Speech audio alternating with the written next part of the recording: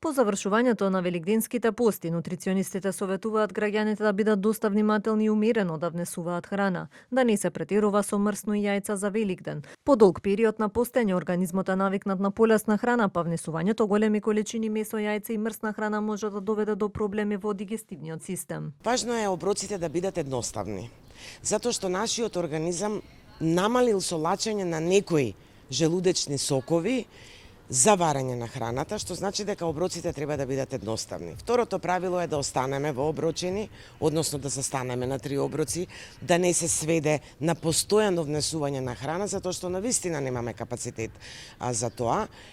Третото, кое што повлекува и здравствени последици, е тоа што треба да внимаваме на безбедноста на храната, бидејќи припремаме многу храна и треба да внимаваме и кај великденските јајца, и кај другите протеински храни да бидат безбедни, за да не влеземе во еден процес на труење, кој што за жал секоја година го имаме. Според нутриционистите, празничната трпеза треба да се комбинира со свеж зеленчук и овошје, но и умерени порции. На храната особено треба да внимаваат лицата со одредени хронични заболувања. Генерално препораките за правилна исхрана се еднакви за сите, меѓутоа оние кои што веќе имаат некое хронично заболување, навистина не треба да отстапуваат од дневните препораки и од она што го прават. Тука посебно ги нагласувам диабетичарите, потоа оние кои што имаат хронични проблеми со дигестивниот систем, тие навистина треба да внимаваат што внесуваат, за да не дојде до влошување на нивната хронична состојба. Великденските пости се сметаат за најдолгиот и најстрог пост во годината. Символиката е духовна и телесна подготовка преку покаяние, молитва и воздржување со цел верниците достоинствено да го пречекаат воскресението Христово Великден.